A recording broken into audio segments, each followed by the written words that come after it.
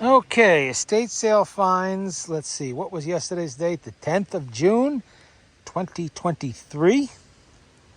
This is a small estate sale up near the Indian Point 2 nuclear power plant. So it's all probably glowing in the dark, I suppose, but that's okay. All right. It's just a small sale, like I said. There's a little stuff here and there. We'll start with this. What we have here is some miscellaneous tools, a little bit of S&K, a little bit of mystery stuff, and that whole set of sockets, and this, that is Indestro tools. Indestro is not as well remembered as, like S&K and Snap-on, all of those now. They were around for a long time. They made a decent tool, really did, and they were a little bit more affordable than some. This one is like brand new. It's really nice. I'm going to guess this is probably 60s vintage, maybe 70s. Really nice. And that I think was $10 with the tray and the little bits and pieces in there. I'll take that. I really don't have much Indestro. I always wanted to have a little bit just for my collection. And over here, we have a Craftsman tool bag. What's it full of? Straps. Unused, brand new cargo straps. Must be about 20 of them in there, probably more than that. And yeah, not super big or super high quality, but decent for small jobs, which is all I really need them for. And I got the whole bag for $30 with the bag. So that was a pretty good deal. That was probably the deal of that whole show, really. And here we go with the small stuff. This was like a small show, nothing but smalls. You get a lot of that. Now, I wasn't dragging home air compressors or guns or anything like that from this one. Okay, we have some miscellaneous Craftsman, still new in the pouch. Allen keys. Not sure why they sell them in these particular sets like this, but still, good if you lose something and you got to replace it. We have Trimont, little pipe wrench, and this one is nice and greasy. It is not rusty, so I don't have to do too much cleaning up on that. I'll just take the grease off it and shoot it with clear, and it'll be fine. Who can tell me what this is? Those of you into old cars will know what this is. It is for vulcanizing tire tubes for the patches. In the old days, you had patches on your tubes. That's how you fixed your tires on the side of the road. This would clamp onto the tube between the patch and the tube, and you'd hold the patch in place until it had, the glue, the solvents, and all that did their job, and it fused to the rubber tube. Sometimes they used heat to do that. Very often they did. And that's what this is. This is the leftover tool from one of those kits. I'll paint it up nice, and I'll put it in my Model T or something like that. Here we have a pair of channel lock wire cutters. Mechanicsville, PA channel lock. Old. That's vintage. That's probably 60s or early 70s. Still, needs a little cleaning up, but the jaws are very nice. This is a couple dollars, if that. We have some 70s, early 80s maybe. This is Craftsman. It's a Vice Grip knockoff. Whoever made it for Craftsman was copying Vice Grip. This was not made by Vice Grip. It's a slightly different design. But it works. It's good, and it doesn't look like it was really used much, if at all. The teeth are very nice in there. They're like brand new. Maybe once or twice they used it for something. It's always good to have plenty of Vice Grips lying around. They're handy. And these, of course, this is a punch.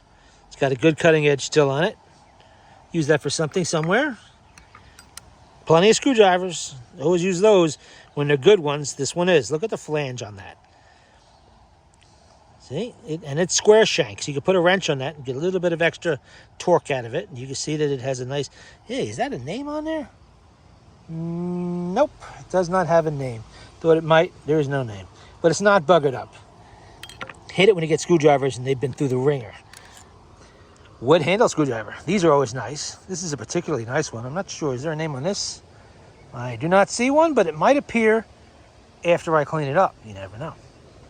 But the tip is good. That tip almost looks like a chisel. Maybe it is. Don't know. More research is needed. Here we have a tap. Probably a name on that someplace. Oh, there we go. Craftsman, of course, I should have figured. This was obviously a Sears household. These little pullers like this and the big puller down there that the jaws are off of there.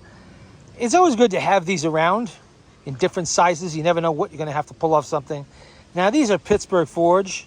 That's Harbor Freight's, house brand, made in Taiwan. I don't know the quality of this. I have had issues in the past with things that said Pittsburgh Forge on them. Just didn't hold up very well. But you know what? For the price I pay for this, who cares? If it gets broke, it gets broke. I'm not going to lose any sleep over it.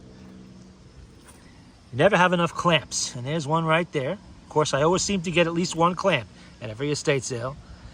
And we have a can full of miscellaneous wrenches. Those are all going to be Williams or Billings, stuff like that. They'll clean up nice. I'll paint them black again. They'll be hung on a wall someplace on display. Another Boy Scout mess kit there that has everything with it. The pots in there, everything. A pre-UPC lock fluid, graphited lock fluid can. I seem to be collecting a lot of cans like this lately.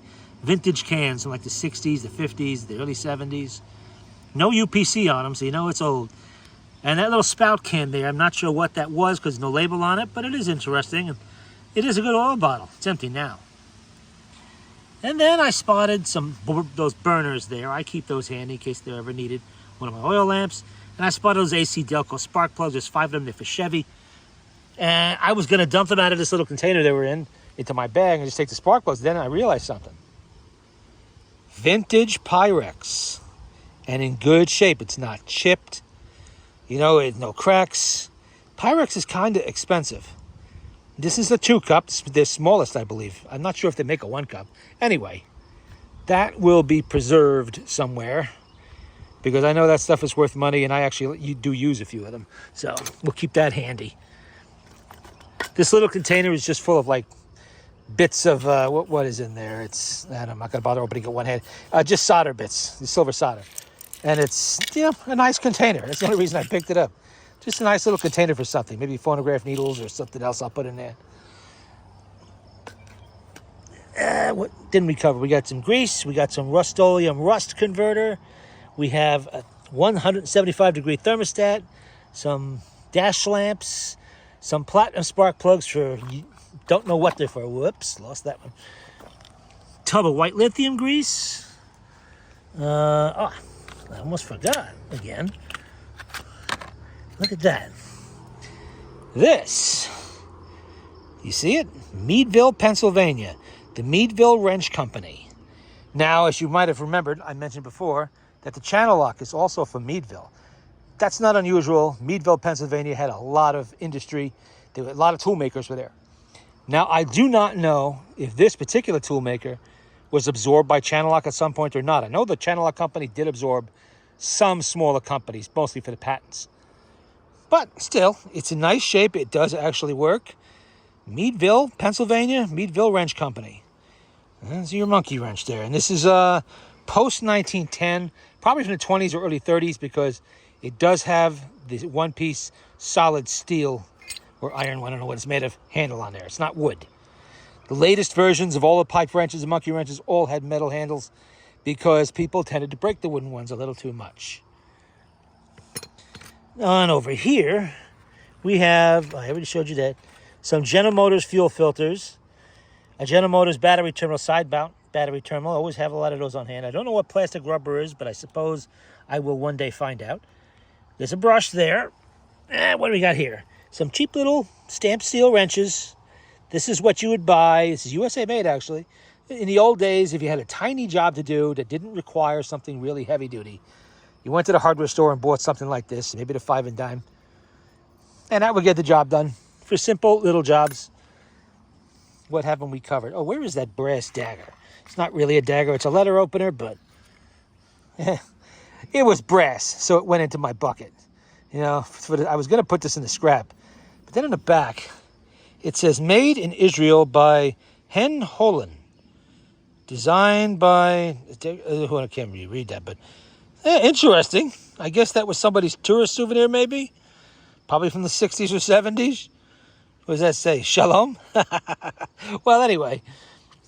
Just a little. I think this and an oil lamp that's not actually here because it's being soaked to loosen the kerosene residue were the only things I found actually in the house. Everything else is from the garage. There was nothing in the house for me this time. Oh yeah, we have brass doorknob set. Pretty good shape too. Look at that. That's probably 30s or 20s vintage. That'll polish up nice. It's not all beat up. The shank is good. So I'll put that away and hold on to it somewhere. See, is there anything I didn't cover? That's pretty much it. Like I said, this is only a small sale. Really didn't have a heck of a lot. There was a nice 1955 Chevy two-door postcar there. 327, I think, was in it. Maybe it was 283. I don't remember. No, I'm sorry. 265. It was a 265, I'm pretty sure it was. That's the smallest V8 that they had. The Chevy's original V8 was in this car. It was a Survivor car, but sitting since 98. Covered with dust, and they would not put a number on it. So, all right. I wasn't going to buy it, but I know people that probably would have. But if they want to hold on to it, I guess they can. And that was it. Nothing else of note. Oh, I forgot. I bought about 30 78 RPM records for my phonographs. And that was the extent of our adventure at this particular estate sale. I did stop at one other estate sale, a very small one, but in a very, very expensive home, full of high-end furniture. Not really my thing. You know, I could care less what I sit on as long as it doesn't dump my ass on the floor. You know, I'm not paying you $1,000 for a chair or something like that. But anyway, on the way in, there were a couple of, work tools there that seemed a little out of place at this house. One was an edging shovel, USA made, and a nice heavy-duty concrete hoe, for mixing concrete. And it looked brand new. How much you want for these? $5 each? Sold. I looked it up later. One, I think, sells for $55. The other, $110 or something like that. That brand name I looked up. So I guess I did okay at that particular one. But this was the most of the weekend sale. All righty. That covers it. It's a nice, peaceful evening here. And now that the Canadian wildfire smoke is gone, I can actually breathe. Look at that clear sky. None of that red haze and nasty-looking thing we've had here for days on end. I understand they go through this in California quite a lot, but not here. It's the first time in living memory this has happened here, that we had such an event where smoke from a fire 800 miles away, or 1,000 miles away even, rolled down here and choked us out.